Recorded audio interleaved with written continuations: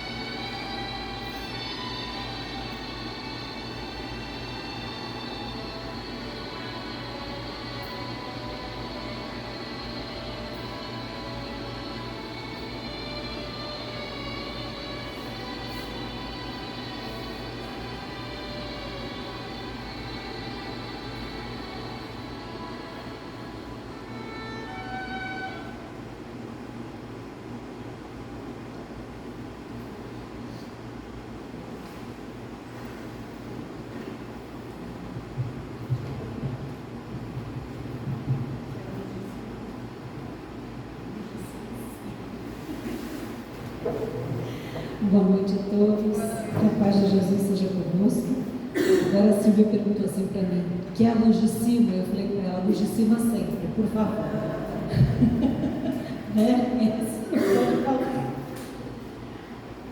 Quando o Messias entrou em contato comigo, cadê ele? Está lá atrás. E ele me perguntou qual seria o tema, para a nossa conversa de hoje. Eu confesso que sempre fico naquela indecisão. E aí vem para falar justamente sobre a beleza, sobre o belo e a ascensão espiritual. Qual a relação que existe entre a beleza e a condição espiritual de nós enquanto seres imortais? Existe alguma relação? Gabriel era a sua música agora, você viu? Gabriel Zoboé é o nome dessa música. Do filme A Missão, que eu recomendo muito, é um filme antigo, muito bonito. Fala fundo às nossas almas e tem uma representação, que é uma cena mais ou menos de 10 minutos, que é assim, a história da evolução da alma humana. Eu recomendo muito que vocês procurem os cortes que existem no YouTube do filme A Missão, e tem o Oboé de Gabriel, que é justamente essa música. Segundo Beethoven, a música é o apogeu da emoção, é a arte sublime que nos conduz a Deus. E ele diz mais, isso eu aprendi com a minha mãe, ela está fazendo assim ali, porque ela é pianista de formação, ela que me ensinou isso. E ele diz também que no seu diálogo com Deus, o que vinha de Deus era tão grande, era tão imenso, era tão forte, era tão intenso que o deixou surdo. Porque Beethoven, durante boa parte, principalmente da sua produção artística, ele era surdo. E aí a gente imagina, nossa, como uma pessoa surda pode compor tudo o que ele compôs? Pois é. E ele também dizia que, na verdade, a beleza reúne todos os princípios que dizem respeito à nossa condição divina.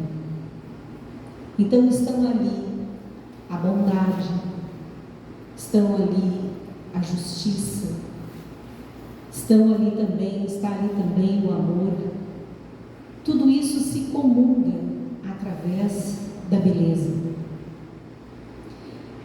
Eu ouvia agora à tarde uma entrevista com um cientista e ele dizia a respeito justamente de descobertas que vêm sendo feitas nas últimas décadas, a respeito da veracidade dos textos bíblicos.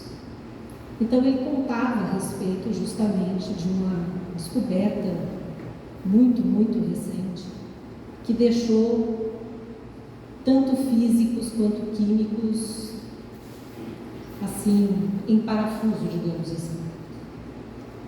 Porque quando eles enviaram o satélite Hubble para tirar fotos do universo, o diretor do projeto tinha como um privilégio da sua condição a possibilidade de usar 100 horas. E a gente sabe que é muito caro, Cada hora de transmissão é muito caro. Mas ele, por conta de ser um cientista e de ser o diretor do projeto, ele recebeu o benefício de poder, durante 100 horas, apontar o telescópio para onde ele quisesse. E por isso que eu lembrei de você, né? E aí ele então resolveu, ele estava no ponto mais distante da Terra, o Hubble, e ele resolveu então apontar para aquilo que nós chamamos de massa escura, ou a matéria escura do universo, onde aparentemente seria o fim do universo. E os seus colaboradores, os seus amigos diziam para ele: o que você espera com isso? Você não vai encontrar nada lá. Lá é uma escuridão, não tem mais nada ali. Ali acaba o universo. Ele fala: não, mas eu quero ver. Então, durante 100 horas, o Hubble ficou focalizando um ponto só daquela matéria escura do universo. E o que se revelou ali? Outro universo pronto. Pronto. O que contradiz todas as teorias dos físicos modernos. Por exemplo, a teoria do Big Bang. E todas delas decorrentes. E aí, por isso que eles entraram em parafuso. Como assim? De um lugar que a gente não esperava enxergar mais nada, de repente, ao se fixar a imagem, descobre-se que lá, atrás daquele pano, digamos assim, escuro, existe um universo.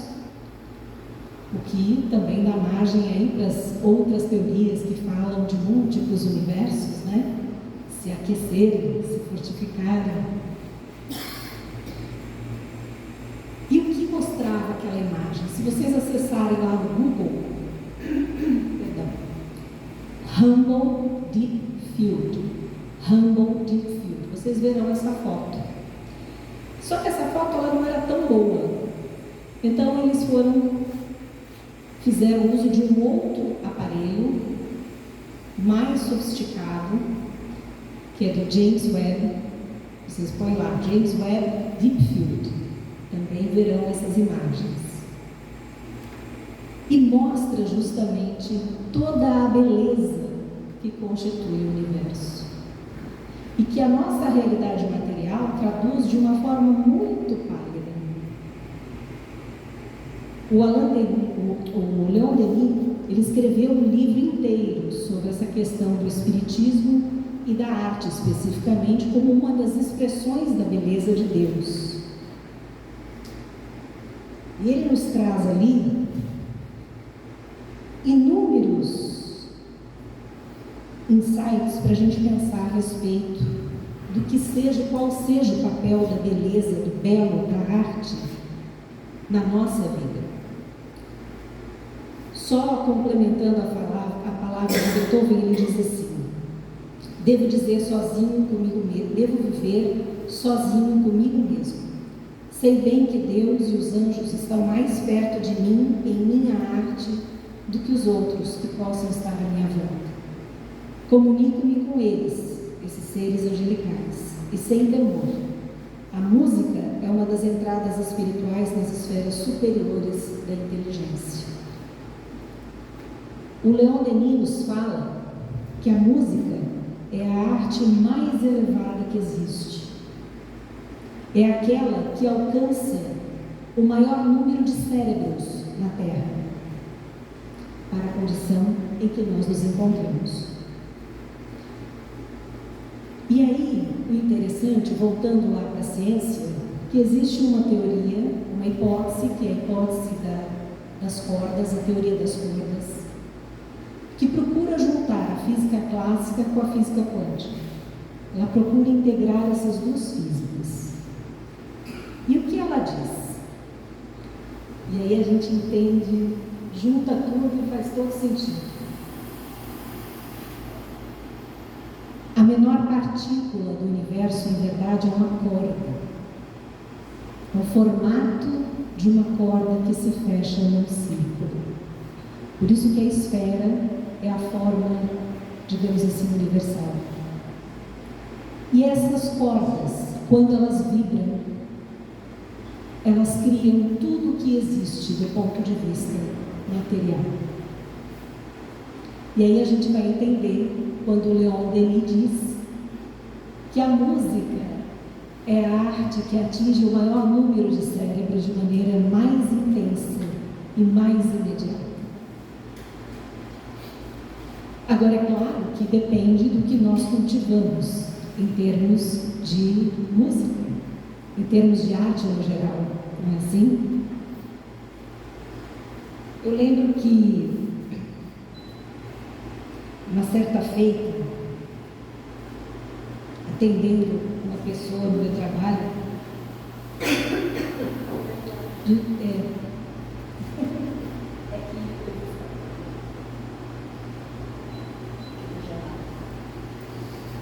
e ela, uma pessoa extremamente simples, envolvida numa situação muito difícil, uma vida extremamente pobre, miserável,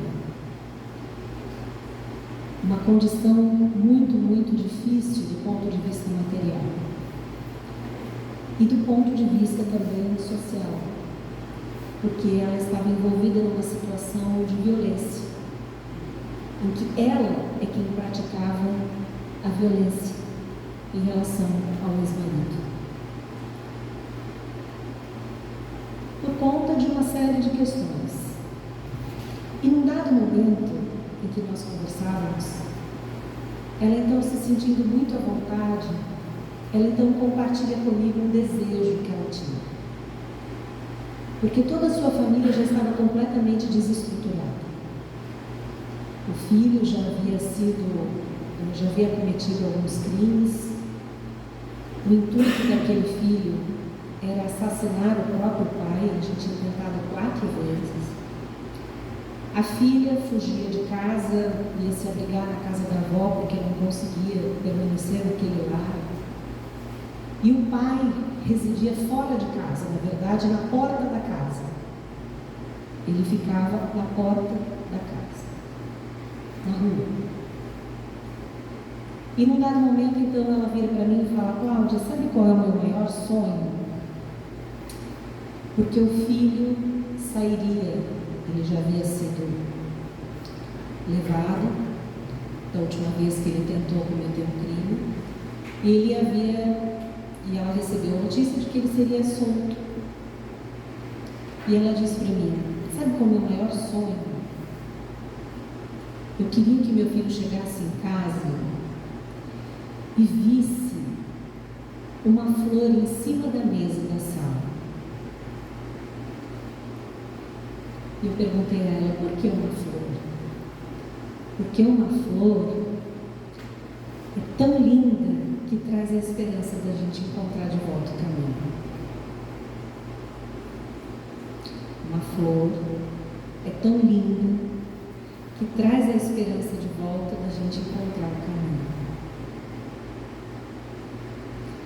Então, mesmo uma criatura completamente embrutecida por tudo que vocês possam imaginar, toda a sua história de vida, toda a sua história naquele momento especificamente de vida, tudo aquilo que a cercava naquele momento era só tristeza, era só violência, era só dificuldade.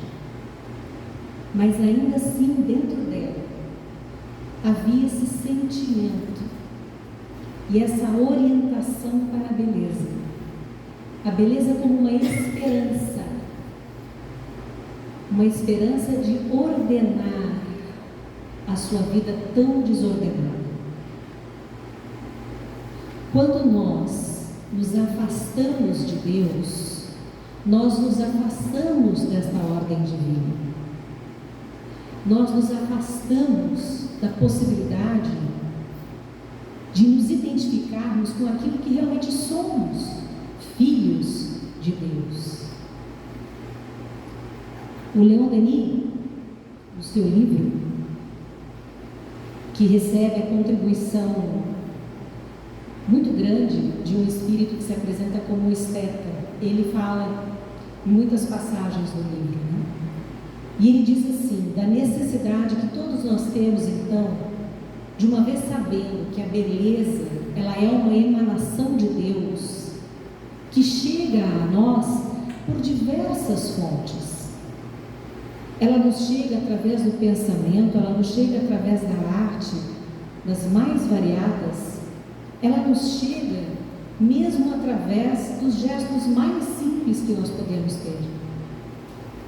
Então ele fala da necessidade de nós purificarmos o nosso pensamento e também purificarmos o nosso coração, para que nós possamos acessar tudo isso que vem do mais alto.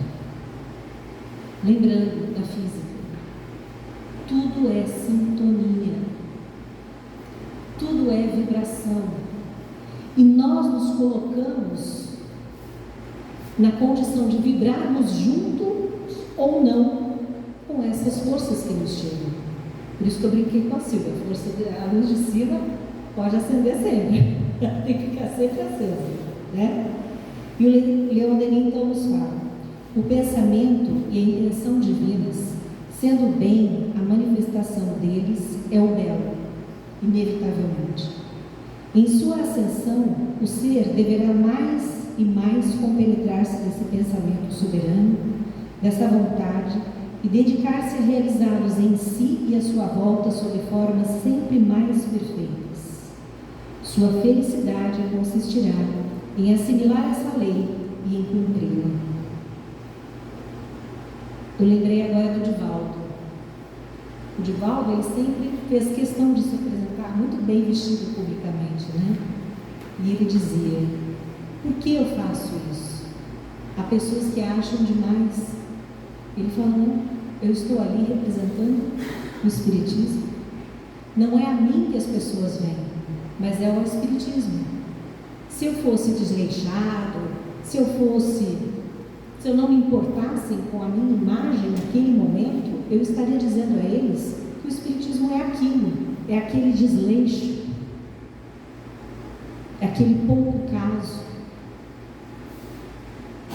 Então, o mínimo que se faça, no sentido de você procurar uma harmonia das formas, é o mínimo que nós podemos fazer para nos conectarmos a esta vibração que vem do mais alto.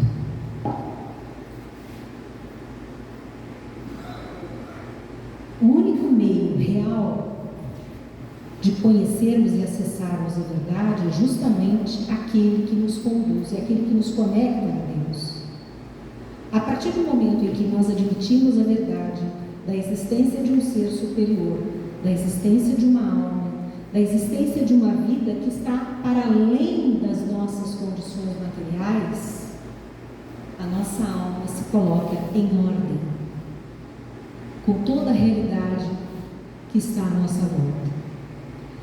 Somente a partir dessa aceitação desta verdade e da nossa submissão a ela, entendamos, na nossa submissão às leis de Deus, que são eternas e imutáveis.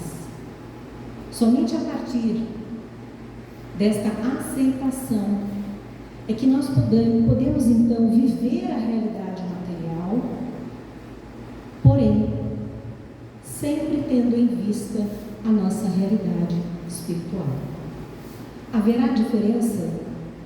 Alguma diferença perceptível? Toda diferença perceptível. Toda diferença perceptível. E isso se passa muito claramente na arte. No entanto, o Leon Denis, ele nos diz que quanto mais nós nos afastamos dessas influências benfazejas, quanto mais nós afastamos, porque vejam, independentemente da nossa vontade, a nossa realidade enquanto espíritos é uma realidade que inevitavelmente transita pelo campo da moral. Certo e errado, bem e mal, justo e injusto. Todos esses padrões de pensamento vêm junto. Inevitavelmente. E tudo isso traz em si uma consequência. Então, conforme as nossas escolhas, conforme as nossas semeaduras. Não é assim que o Livro dos Espíritos, por exemplo, nos fala? Lá no seu final, penas e gozos eternos, não é assim? Então, conforme as nossas escolhas, conforme as nossas semeaduras. Experimentem a título de experiência. Experimentem colocar uma música bastante rítmica durante 6 horas. Um som bacana do seu lado, do seu ouvido. 6 horas. E depois avalia como é que você se sente depois dessa experiência. Depois você procura fazer uma outra experiência.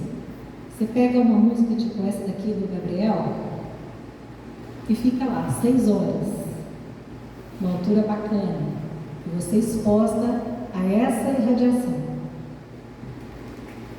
Depois você se pergunte: como eu me sinto?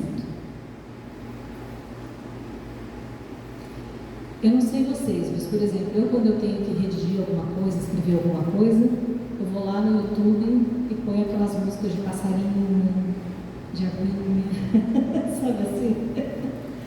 E é uma beleza, vai que vai, flui, né? Agora eu tenho certeza que se eu colocar um sambão ali, se eu colocar um funk, eu acho que eu não vou nem conseguir digitar uma frase, não vai dar. Né? O samba, porque eu vou levantar e vou começar a sambar.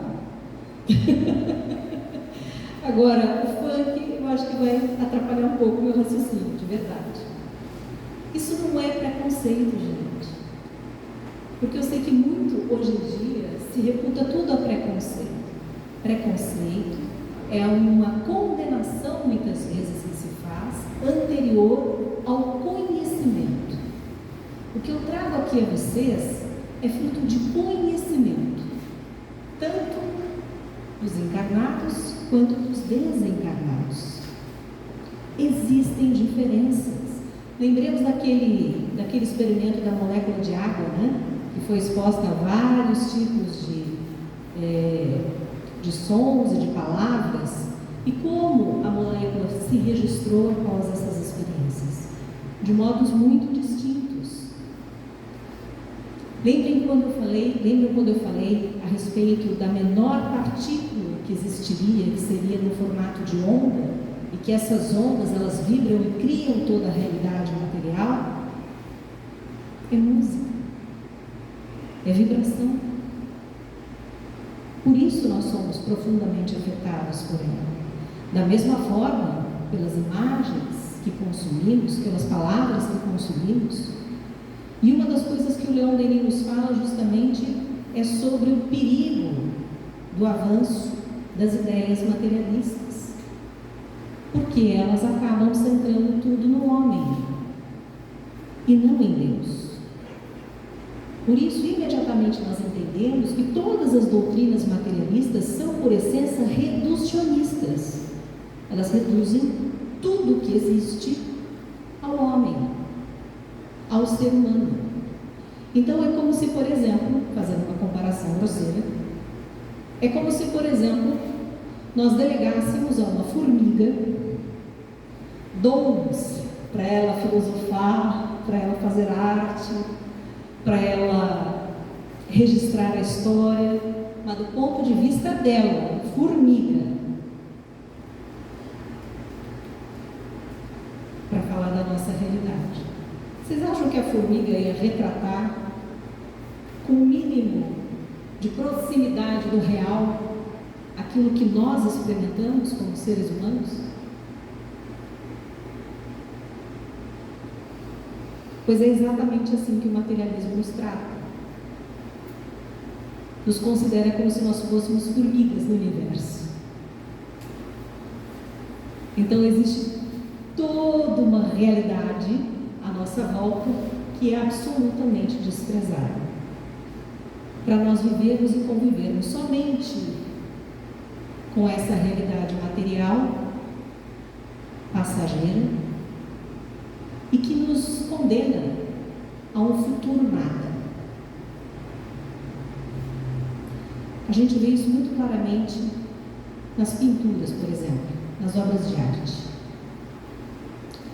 Na antiguidade, e mesmo na Idade Clássica, as pinturas são todas elas, na maior parte, com tons mais claros, as figuras são mais, as formas são definidas, e normalmente, o tema das pinturas é sempre relacionado à nossa condição espiritual, ou então às histórias míticas, né? As mitologias, os heróis.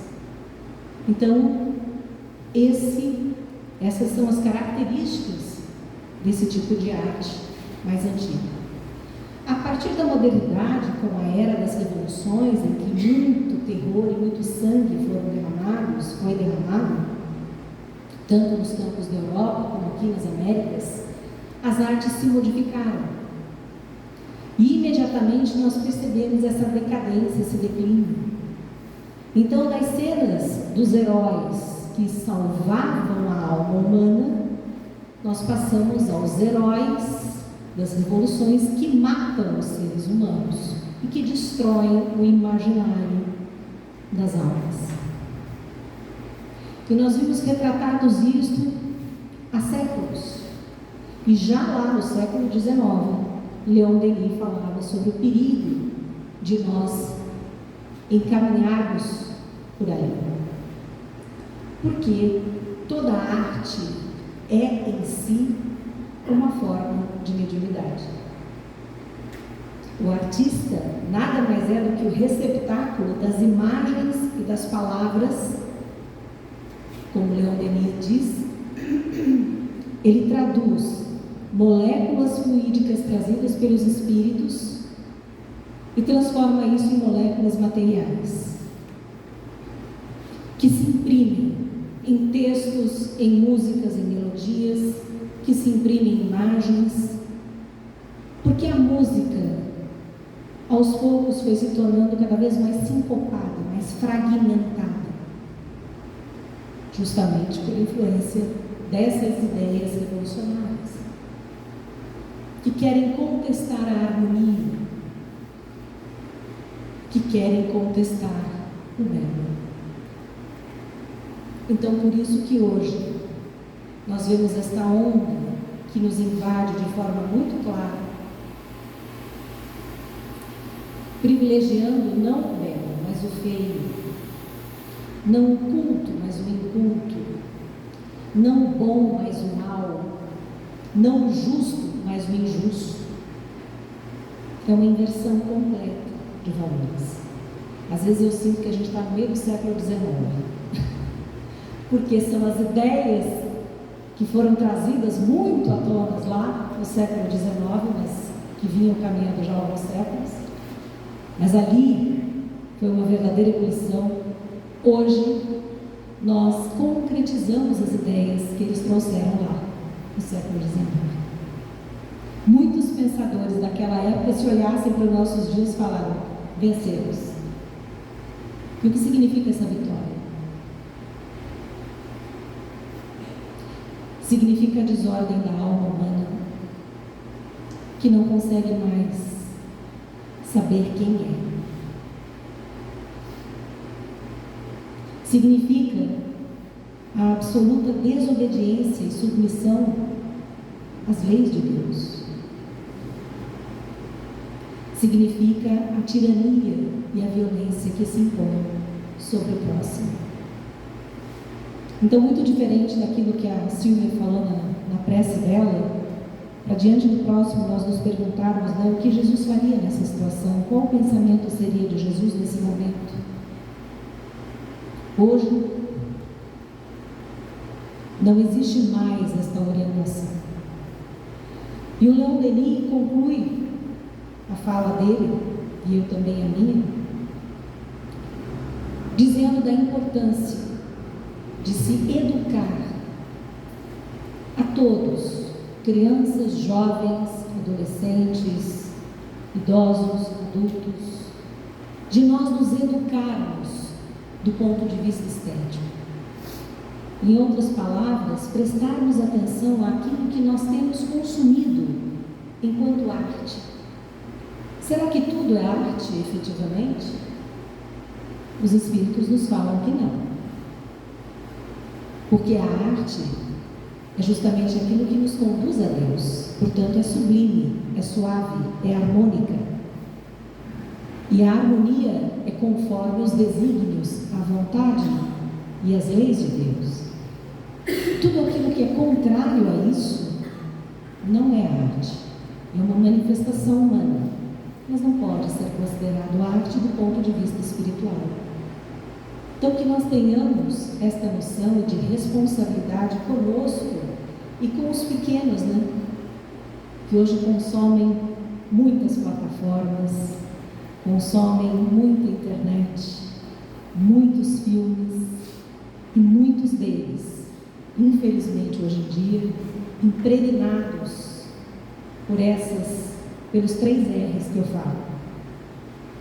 O R da rebeldia, o R da revolta, o R da revolução. É a mentalidade materialista que se infiltrou e que está em toda parte. E como nós podemos reagir a isso? Em primeiro lugar, tomando ciência do que está se passando. Em segundo lugar, se essa for a nossa escolha, lembrando que nós somos filhos de um Deus de amor e de bondade, e que nos dá inúmeros recursos de acessá-lo através das boas escolhas que nós podemos fazer.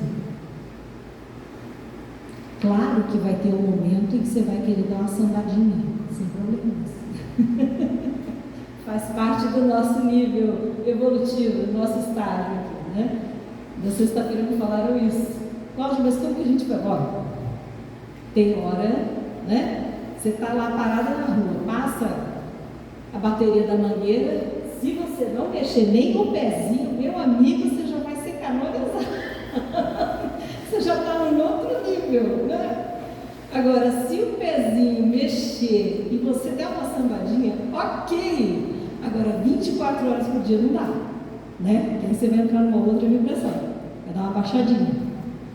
Da mesma forma, se você entra, e ele fala aqui, só terminando mesmo, que as antigas catedrais, quando elas foram edificadas justamente para resumir tudo que há de mais sublime sublime na arte. A arquitetura, a pintura, a música, as boas homilias, né, que são as falas lá do padre. Tudo isso era feito como uma forma de guiar e orientar os seres humanos, como uma forma de fortalecê-los na sua fé e no seu objetivo espiritual, mas também de dar-lhes um suporte nos momentos de grande dificuldade, de grande dor. Não à toa, eu lembro que no livro, eu acho que nos Mensageiros, eles falam, de André Luiz, eles falam que na época da Primeira Guerra Mundial, muitas pessoas buscavam se abrigar nas igrejas, em catedrais, porque lá elas encontravam esse tipo de suporte para enfrentar aqueles momentos extremamente difíceis pelos quais elas passaram. Então, que nós possamos lembrar que o belo é uma irradiação divina que está à nossa frente, que está à nossa mão, caso nós realmente queiramos acessá-lo. Que possamos fazer melhores escolhas e com isso procurar elevar o nosso padrão mental, o nosso padrão emocional, o nosso padrão vibratório.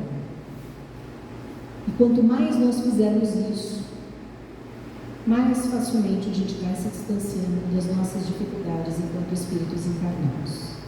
Que nós alimentemos isso no nosso dia a dia e também procuremos de alguma forma contribuir para que outras pessoas também ascendam espiritualmente através do bem. Muito obrigada, boa noite.